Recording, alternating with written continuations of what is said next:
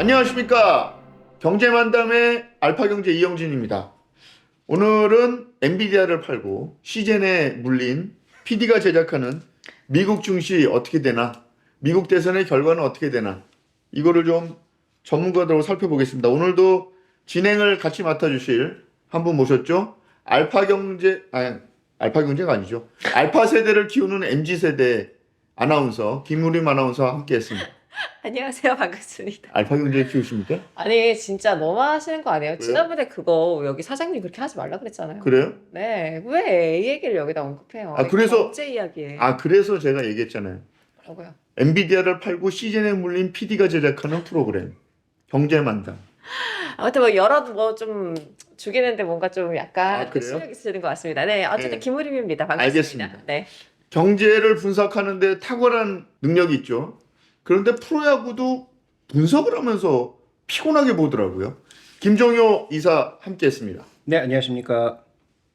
본인의 프로야구 그 관람 방식에 대해서 어떻게 생각하십니까? 국장처럼 약간 흥분하면서 보시는 스타일이 있고, 난 술 취해서 그래. 그리고 저처럼 이렇게 뭐든지 이게 직업이 그러다 보니까 좀 약간 그런 것 같아요. 그래서 저 투수의 공이 어떻고 뭐 약간 이런 식의 멘트가 많이 나오는 것 같습니다. 아, 그렇습니까? 네. 알겠습니다. 어쨌든 오늘 엔비디아를 팔고 시즌에 물린 PD가 제작하는 경제만담. 네. 예, 오늘 미국 증시 어떻게 되는지 질문 좀 해주시죠. 김우림 아나운서. 진짜 신뢰성 바닥이지 않겠어요? 아, 예? 예. 그런 PD가 제작한다고 얘기를 계속하고 계시니까. 예. 그래도 어쨌든 간에 오르는 것 좀 보시려고 하는 뭐 어쩌다가 분들이 있던데. 엔비디아를 팔고 시즌을 샀을까? 어쨌든 눈물을 머금고 진행하는 이 방송 질문부터 한번 지금 드려보도록 울고 할게요. 있습니다. 그러니까요. 예. 지금 뭐 미국 증시가 장난 아니죠. 첫 번째 질문부터 한번 드려보도록 하겠습니다. 1분기 미국 증시 성과부터 한번 여쭤봐야 될 것 같은데요. 어떤가요, 지금? 네, 그 작년만 하더라도 그러니까 뭐 작년에도 뭐 최고가, 올해도 최고가인데 작년하고 올해는 결정적인 차이가 있습니다. 네. 작년에는 주인공이 7명이었는데 올해는 주인공이 2명으로 바뀌었어요. 오. 근데 그 2명도 비중이 뭐 연기를 잘하는 건지 뭔지 모르겠지만 어쨌든 절대적입니다. 그래서 작년에는 수익률을 상회하면서 이끈 종목이 소위 M7이라고 해서 네. 뭐 메타, 뭐 테슬라, 애플, 뭐 마이크로소프트, 뭐 엔비디아 이런 종목군들이 골고루 올랐거든요. 네. 엔비디아는 자꾸 얘기하지 마세요.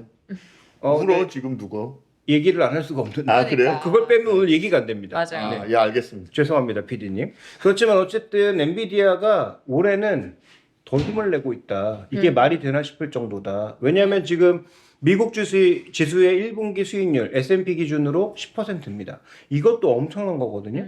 한 해 10% 오르기 힘든데 1분기에만 10% 올랐어요. 네. 그러니까 이거 정상이 아니다 이런 얘기들이 나오고 있는데 문제는 지수가 10% 올랐는데 나머지 종목군들은 비슷비슷해요. 그런데 엔비디아가 얼마 올랐냐? 90% 올랐어요. 아. 1분기에만 90% 올랐습니다. 시젠이 90% 떨어졌는데. 아니, 난 그냥 얘기하는 거예요. 안 돼요? 아니, 저는 그냥 얘기한 겁니다. 나 지금 그- PD님 입에서 욕 나오는 거 봤어. 아, 진짜로? 아니, 혹시라도 제가 네. 우리 국장이 뭐 사신 부동산이나 네네. 이런 게 시세 변동이 있으면 네. 방송 처음부터 끝까지 한번 얘기해 봐야 되겠어요. 아까. 어떤 반응을 보이는지. 근저당 걸려서 괜찮아. 진짜 팔지도 못해. 이연령 별령이야. 예. 그리고 또 하나가 이제 메타거든요. 페이스북. 네. 메타도 40%가 넘게 올랐어요. 올해만. 어. 그러니까 그 두 종목이 끌고 간 거예요. 뭐 물론 그 외에도 오른 종목군들이 꽤 있는데 네. 그 두 종목의 시가총액 비중이 워낙 크고 지수를 견인하는 능력이 있다 보니까 두 종목이 지수를 월등하게 상회하면서 끌고 가고 그 다음에 소위 그 M7이라고 했던 종목 중에서 테슬라는 30%가 내리고 네. 애플도 마이너스 10%를 그리고 그렇죠. 그러다 보니까 주인공 7명 중에서 어떤 건 너무 가고 어떤 건 너무 안 가고 그 지수 비슷하게 움직이는 종목군들이 그 중간에 껴있고 그래서 분명히 성격도 달라지고 속도도 1분기에 좀 너무 같다라는 그런 시각들이 올해 들어서 나타나고 있습니다. 자, 그러면 극단적인 쏠림. 이거는 뭐 좋다고 생각해야죠? 나쁘다고 생각해요? 그러니까 뭐 주도주가 잘 간다라는 측면에서 보면 어느 정도의 쏠림은 증시가 허용하는 편이거든요. 근데 우리가 증시를 살펴볼 때 가장 중요한 포인트는 그 종목이 실적이 오른 만큼 혹은 주가가 올라갈 정당한 이유가 있는 만큼 올라갔다면 큰 문제가 안 되죠. 코로나 때 시즌이 그랬죠. 그만해요 좀. 아 그래? 너무하네 정말 울겠다 진짜. 아 PD가 눈물 때문에 카메라 뷰파인더가 잘 안 보인다고 저한테 얘기했습니다. 정말. 편집할 때도 편집을 짜증나서 못할 것 아 같습니다. 진짜. 그러니까요. 여기 알겠습니다. 얼굴만 삭제할 것 같지 않아요? 어? 왠지 네. 카메라로 내야 아, 되잖아요. 이렇게 얼굴 없이. 이렇게 블러 처리 밑으로. 네. 네, 모자이크 처리해드리겠습니다. 아 예. 황당하네.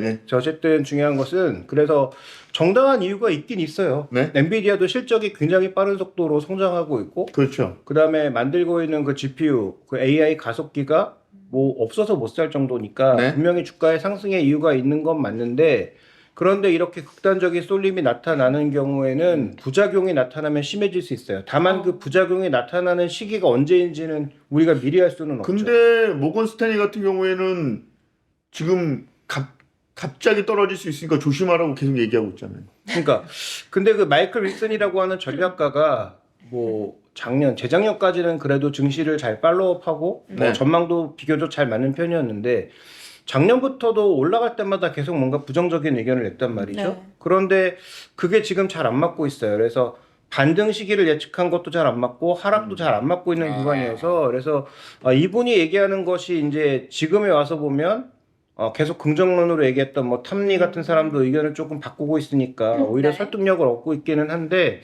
근데 이제 모건 스탠리 얘기보다는 우리가 더 주목해야 될 포인트는 주가를 만드는 게 단순하게 펀더멘탈만 있는 게 아니거든요. 그러니까 밸류에이션을 만드는 건 유동성도 작용합니다. 아. 시장에 돈이 얼마나 풀렸는지가 굉장히 중요한 거예요. 네. 근데 그럼 미국이 금리 인하가 중요하잖아요. 그러면 근데 금리 인하 지금 안 하고 있잖아요. 근데 여기서 그 중요한 마법이 그게 오늘 어떻게 보면 가장 오늘의 핵심 내용이라고 봐도 될 것 같은데요. 네. 미국이 지금 금리를 계속 올렸고 그래서 채권 사는 것도 줄이면서 오히려 채권을 좀 팔았으니까 네. 연준이 유동성을 줄였다라고 착각하지만 작년부터 올해까지 그러니까 작년 3월 이후 그러니까 소위 SVB 사태가 일어나서 미국 실리콘밸리 사태가 나타났을 네. 때부터는 전체적으로 연준 자산이 줄어든 것으로 보이지만 실제로 유동성 공급했습니다. 이런 마법을 어떻게 부릴 수 있었느냐? 지역은행들이 망해가니까. 그러니까 지역은행이 망가지면서 연쇄적으로 망가질 수 있으니까 어떤 식으로 이걸 조직했냐면 연준의 전체 자산은 분명히 줄었죠. 네. 연준 전체 부채를 줄이는 과정으로 갔는데 안에 항목을 바꿔서 지금 지준율이 뭔지 아시죠? 알고 있습니다. 몰라. 씨. 한 명 먹었다. 예. 그러니까 지급준비금이라고 해서 네. 은행이 사람들한테 돈을 받아서 이걸 대출을 해주잖아요. 네. 근데 의무적으로 중앙은행이 네. 얼마 정도의 돈은 가지고 있으라라고 강제하는 조항이 있습니다. 그래서 지준율이 10%라고 하면은 BIS. BIS랑은 조금 다른 아까 BIS 같은 거. 네네. 예. 그래서 됐죠? 좀 뭐 다른 개념이지만 어쨌든 뭐 오케이. 그래서 그 설명해 보면 예. 은행에 돈이 100억 아, 좀 마, 제발. 중앙은행이니까 좀 다를 아. 수 있지. 저 얘기 좀 들읍시다. 왜 자꾸 끼어드세요? 나도 아는 척해야지. 어제 내가 어떤 손님을 만났는데 이영준은 아무 말도 안 하고 가만히 있네. 이 얘기를 하는 거예요. 그랬구나. 그러다가 딴 사람이 네. 그러다 딴지를 겁니다. 그랬더니 그때 제가 딴지를 막 걸고 있어요. 이런 이미지는 안 되잖아. 뭐 그런데 어쨌든 진행하는 데 있어서 위원님께서 아. 조금 더 이제 계속 신뢰감 있는 얘기를 하고 계시는데. 알겠습니다. 네, 자꾸 이렇게. 여러분은 지금 엔비디아를 팔고 시즌에 물린 PD가 제작하는 이영진의 경제만담을 시청하고 계십니다. 아니, 위원님 얘기해줘야 계속. 네, 그래서 일단 뭐 예를 들어서 100이 있다. 네. 근데 지준율이 10%라고 네. 하면 중앙은행에다가 무조건 10은 예치해 둬야 되는 거예요. 그러니까 90 정도만 갖고 은행이 영업을 할 수 있는 거예요. 더 올리면 예를 들어 20이면 80 갖고만 영업을 해야 되는 거죠. 그러니까 일종의 의무 사항이거든요.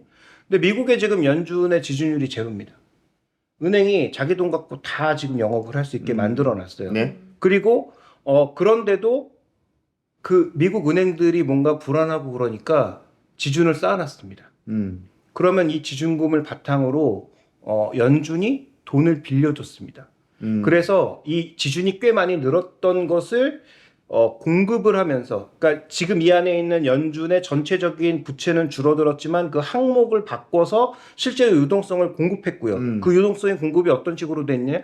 주요 은행들에게 돈을 꿔줬는데 어떤 식으로 돈을 꿔줬냐면 은행들이 갖고 있는 미 국채를 대상으로 국채를 받고 자신들이 갖고 있는 지준을 꿔준 거예요. 이런 식으로 유동성을 하나 공급했고요. 어렵다. 네, 두 번째로는 어쨌든 돈을 꿔줬다. 그러니까 지금 연준이 전체적으로 근데 줄인 것 같지만, 채권으로는 담보를 확보한 거네.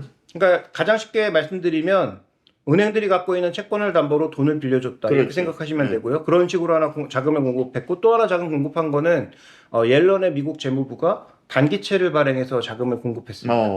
그런데 이 단기채면 1년, 3년? 더 짧은 몇 오. 개월짜리 뭐 1년짜리 이런 거를 굉장히 빠르게 자금을 공급해 줬단 말이죠. 그러니까 이런 자금 공급이 미국 증시를 살리고 미국의 밸류에이션을 업그레이드 시키는 데 다 일조를 했단 말이죠. 네. 그런데 그 옐런 장관이 얘기한 것은 2분기부터는 단기채 발행 더 이상 하지 않겠다라고 얘기했고요.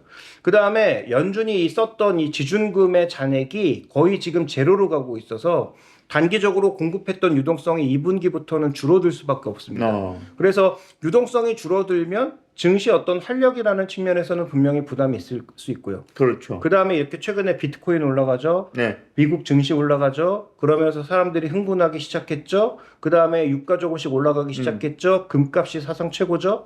그러다 보니까 뭐가 늘었겠습니까? 개인 신용이 늘었죠. 그러니까 지금 미국 증시를 끌어올리고 있는 주요 동인 중에 하나가 이런 과잉 공급된 유동성과 개인들의 신용이라는 부분이 있단 말이에요. 그러면 경제는 심리다. 요거에 지금 미국 증시가 딱 들어맞는다. 이렇게 봐야 되나요? 그러니까 펀더멘탈도 분명히 있는데 네. 펀더멘탈 100이 아니고 펀더멘탈이 한 7, 80? 그 다음에 유동성이 한 20 정도 붙어있기 때문에 그렇게 본다면 한 10에서 20% 조정받는 거 언제든지 가능하죠. 유동성이 뭐 변동이 있거나 아니면 연준이 오히려 금리를 내린다라고 할 때가 저는 위험하다라고 보는 게 금리를 내리게 되면 우리는 흔히 이제 뭐 자금 공급이 된다라고 생각하지만 네. 오히려 실제적으로 공급되는 자금은 줄어들 수가 있어서 2분기에는 그래도 조금 조심해 볼 필요가 있지 않느냐 이렇게 보고 있습니다. 조금 관망해보자. 네네네. 알겠습니다.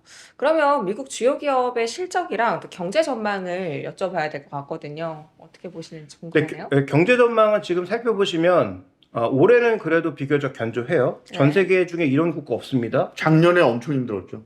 작년에 좋았죠. 작년에도 경제 지표가 엄청나게 작년에 좋았고요. 좋았다고? 네네. 왜 내 동생이 힘들었다고 그랬지?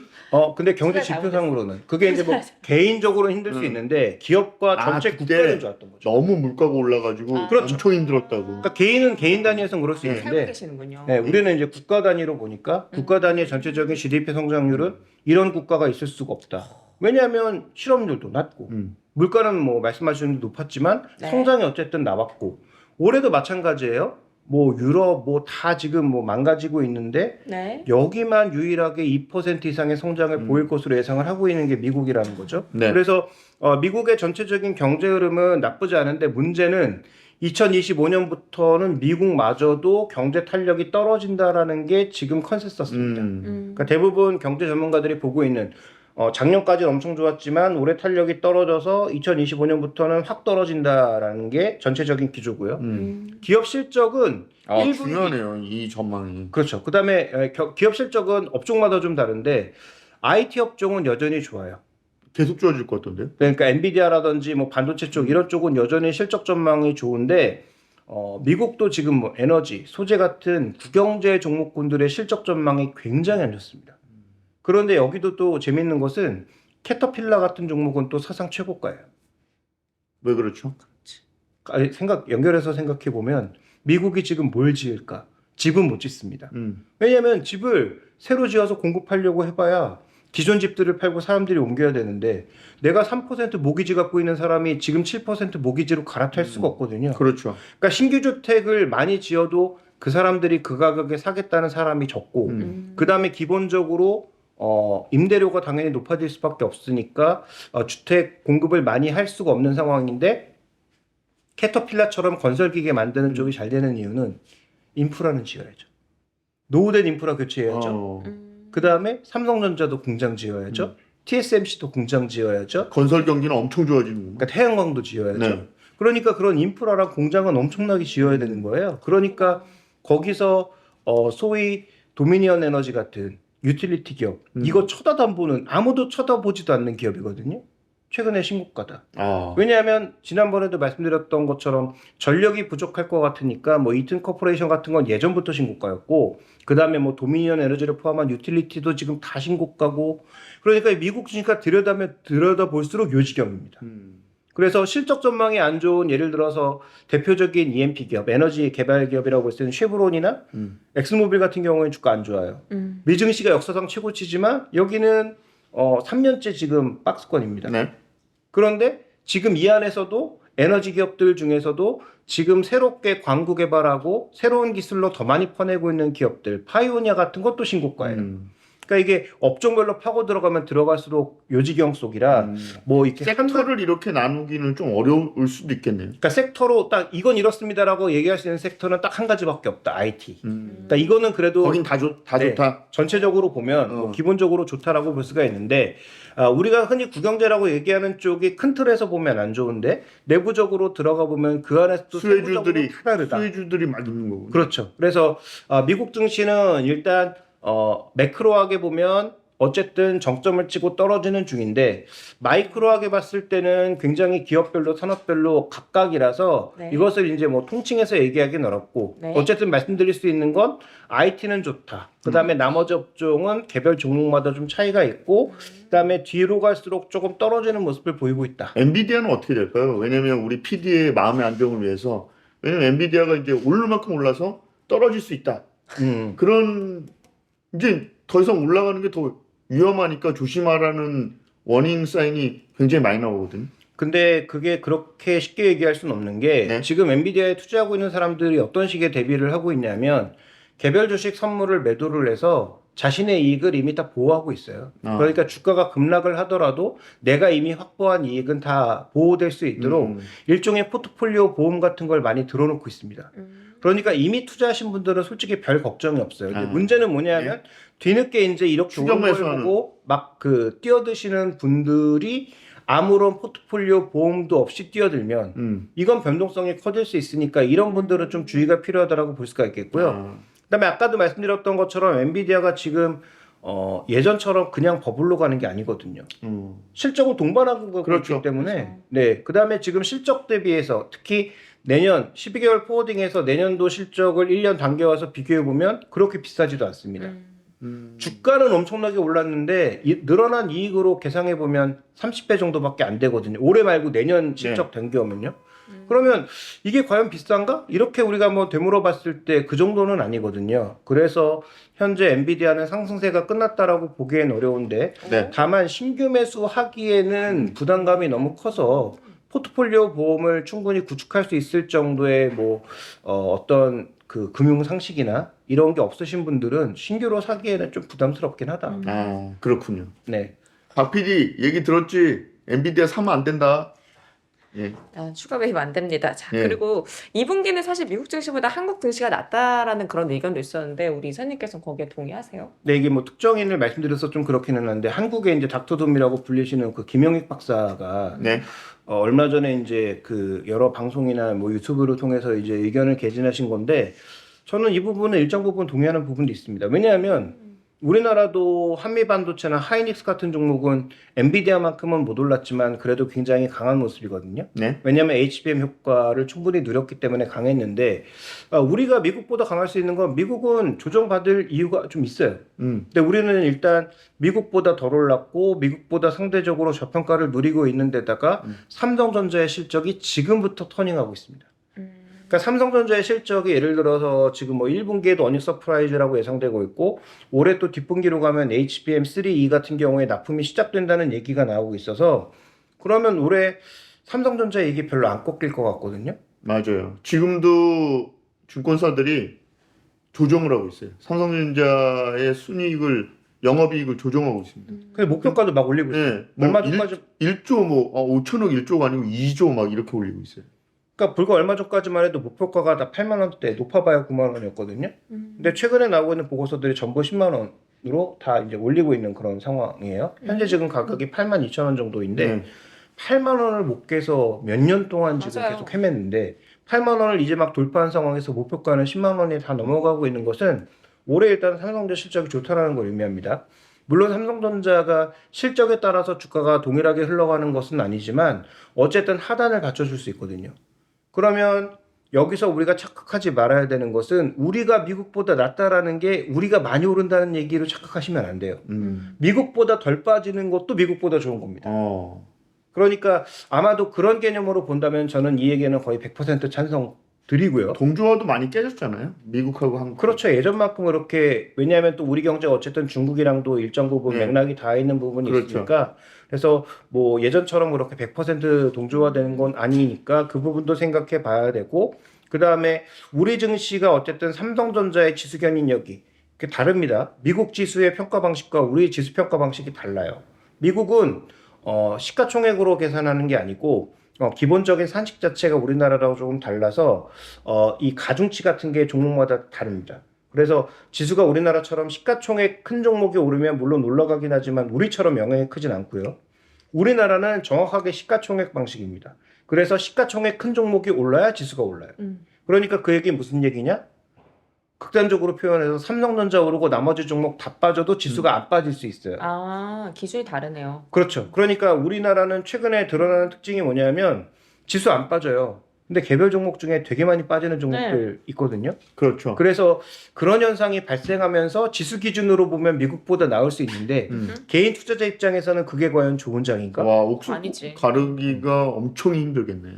그렇죠. 그래서 지금 지수가 많이 올라왔으니까 뭔가 저 투자하기가 좋아지고 좋아졌으면 좋겠지만 실제로 내부적으로 들어가 보면 오른 종목은 너무 올라서 고민이고 안 올라간 종목은 안 움직이고 있는데 이게 삼성전자로 지수가 또 왜곡될까봐 들어가기가 또 왜곡되겠죠. 두렵고. 네. 왜곡될 수밖에 없죠. 최근에도 약간 그런 현상이 네, 맞아요. 나타나고 있고 그래서 지수가 강한 날 보면은 외국인들이 좀 너무 삼성전자에 베팅하면서 나타나기도 하니까 그래서 그런 부분들을 지금 생각해 뭐 봤을 때 외국인 매수세는 어마어마하죠. 네. 다만 오늘은 이제 녹화 기준으로 4월 1일이잖아요. 네.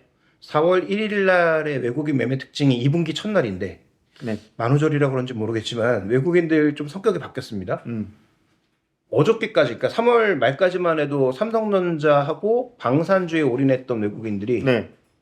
오늘부터 갑자기 반도체도 사지만 매수 금액의 절반 정도만 반도체에 베팅하고 음식료도 사고 섬유유복도 사고 업종이 좀 다양해졌어요. 안 올라갔던 종목군들로. 근데 물론 이게 하루 지난 거라 이렇게 갈지는 좀 지켜봐야 되는데 어쨌든 2분기는 제가 보기엔 지수가 계속 끌어올려지기보다는 종목 장세가 될 가능성이 조금 높고 삼성전자도 이번 금요일 날 실적 발표하잖아요. 네. 실적 발표 이후에 어닝 서프라이즈가 나와도 약간은 조금 쉬어갈 가능성도 대비해 봐야 되겠다. 섬유 얘기하니까 갑자기 효성이 생각이 나는데 효성이 조만간에 경영권 가지고 다툼이 일어날 것 같아요. 뭐 이미 예, 조짐은 예, 경영권 가지고. 왜냐면 첫째하고 셋째가 이제 계열 분리를 한다 그랬잖아요.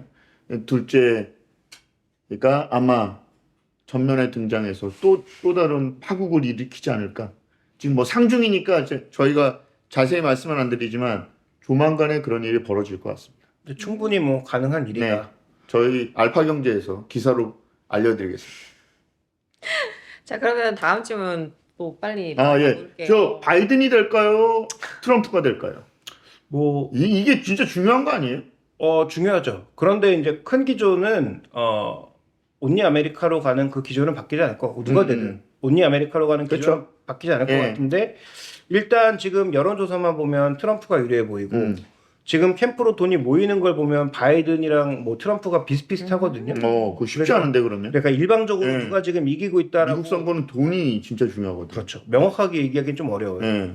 다만 이제 최근에 뭐 바이든의 뭐 정책 방향이나 이런 것들이 선거에 좀 도움될 만한 그런 쪽으로 막 돌고 있는데 지금 뭐 대외적으로도 너무 그 미국을 압박하는 것들이 꽤 많아서 단순하게 좀 말씀드리기는 어려울 것 같고 어쨌든 여론조사는 트럼프 편 그리고 돈은 아직도 선택을 못하고 있는 그런 국면으로 가고 있다. 우리 기업들이 보기에는 트럼프가 나올까요? 안 그러면 바이든이 나올까요? 뭐 업종마다 차이는 있을 텐데 지금 IT 측면에서 보면 아무래도 바이든이 좀 더 나은 측면이 있겠죠.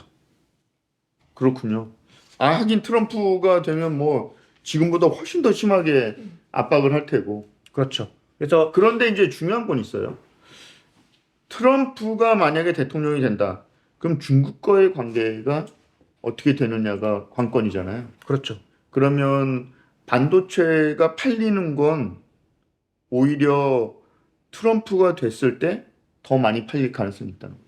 하이엔드급을 빼고 나머지는 허용을 해줄 그런 상황이 분명히 있을 텐데. 그래서 그 뭐 정책 방향을 뭐 그때 봐야 되겠지. 왜냐하면 뭐 트럼프 뭐 전 대통령 지금 뭐 후보도 네. 일단 질러놓고 보는 스타일이잖아요. 그렇죠. 근데 실제로 하는 거 액션은 또 질러놓은 거랑 많이 달라가지고 우리가 지금 뭐 지르는 그 액면 그대로를 다 그 소화하기는 어려운데 어쨌든 중요한 것은 트럼프 정책의 전체적인 핵심은 미국에 뭔가 방해되고 미국에 뭔가 저해되는 것들은 다 관세를 매겨서 어쨌든 전체적인 비용을 높이겠다라는 쪽인데 저는 미국 물가를 생각하면 그게 과연 가능한 일인가 싶기도 하고 그다음에 언급해 주셨던 것처럼 트럼프가 되면 아래쪽은 열어주고 위쪽은 막겠다라는 것도 조금은 불분명한 측면이 있는 것 같아요. 왜냐하면 지금 태양광도 보시면 지금 아래 위 다 막아놨더니 미국 기업들이 먼저 가서 확 쓸어버리는 그런 양상이 나타났고 지금은 또 반대로 반도체에서 위를 막아놨더니 아래쪽을 중국이 쓸어가고 있는 그런 모습으로 가고 그렇죠. 있잖아요. 그러니까 이게 미국이나 중국이나 서로 숨통을 100% 조이지는 못한다. 그러면 자기 기업들도 망가지는 걸 알고 있기 때문에 우리가 겉으로 나오는 레토릭에 속으면 안 된다. 그래서 뭐 대통령이나 정치인들이 나와서 막 쏘아대지만 네. 실제로 그들이 하는 액션을 자세히 보시면 과연 그렇게 했는가?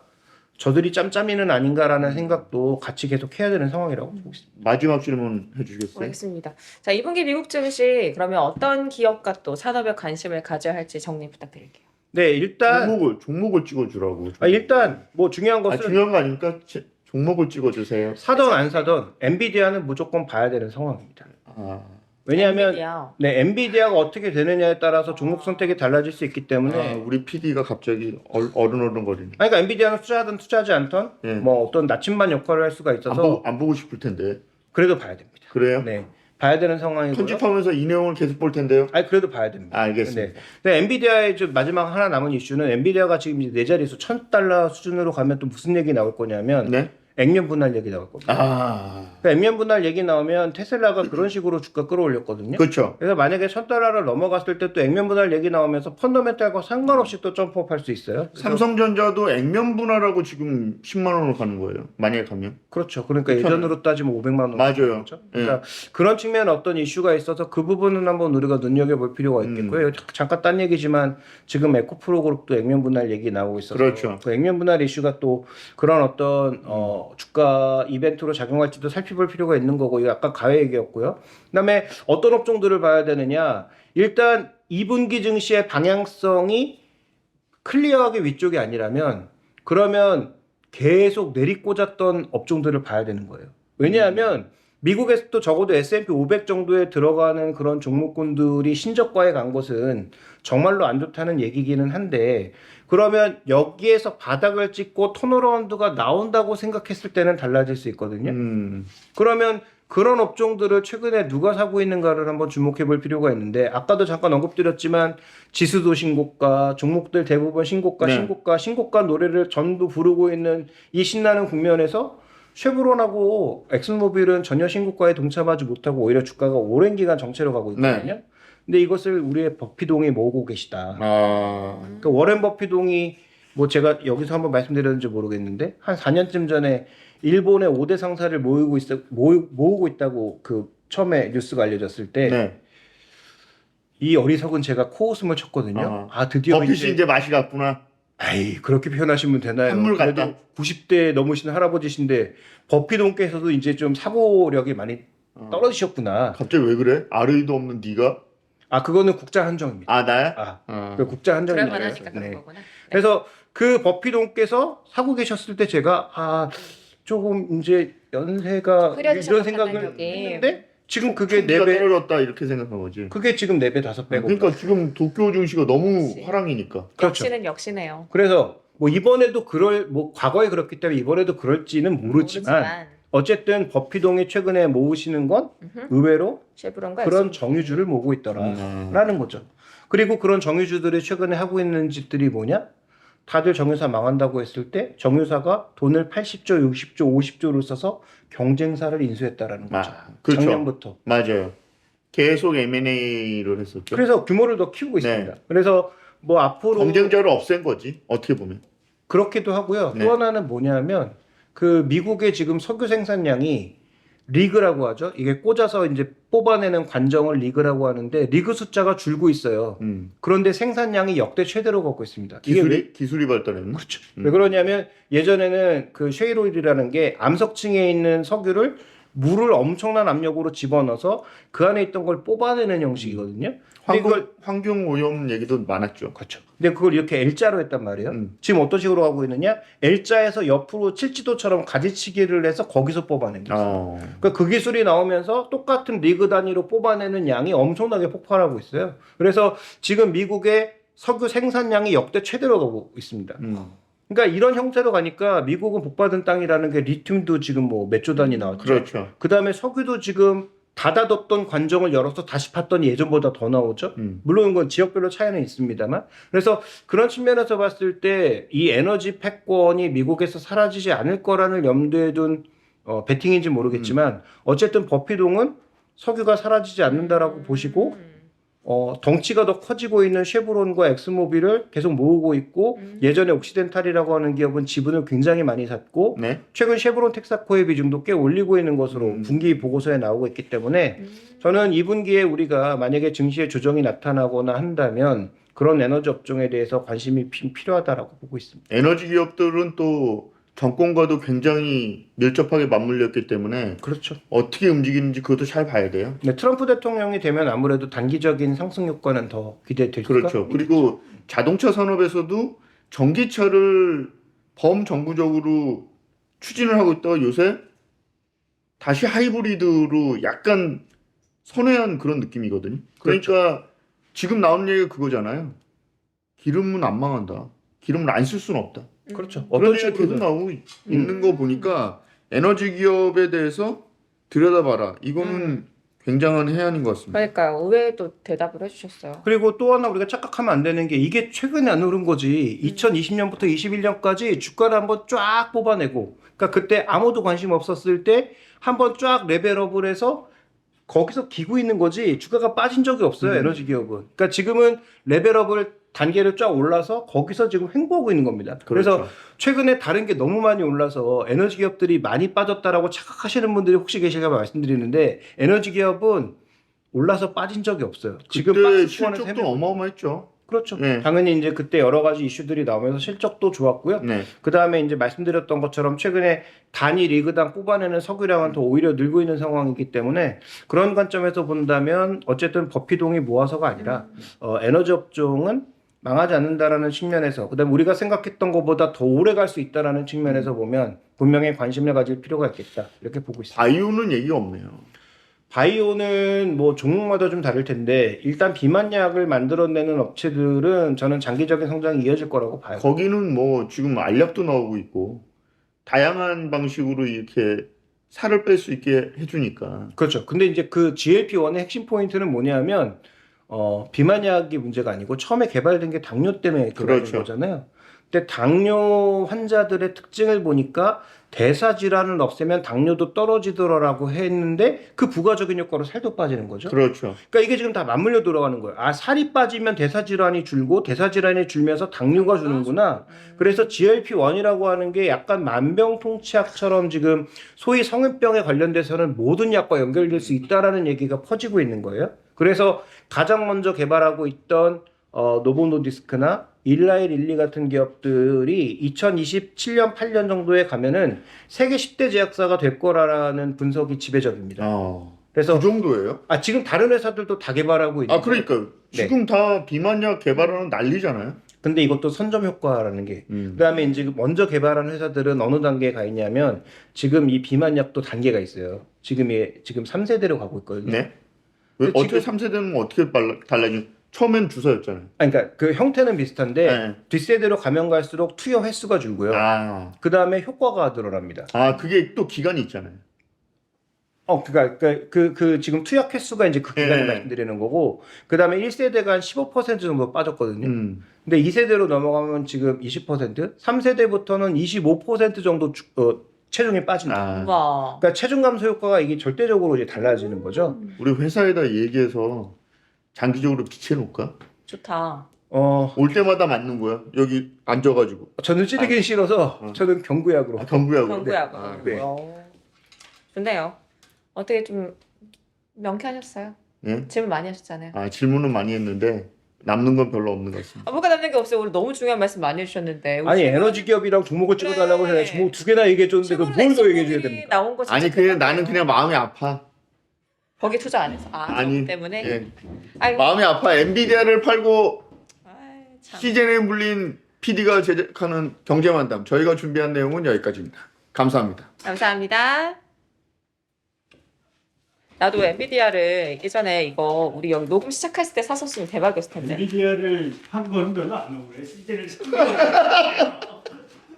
저희 경제만담 구독! 좋아요. 알림 설정 꼭 해주십시오. 열심히 하겠습니다. 파이팅!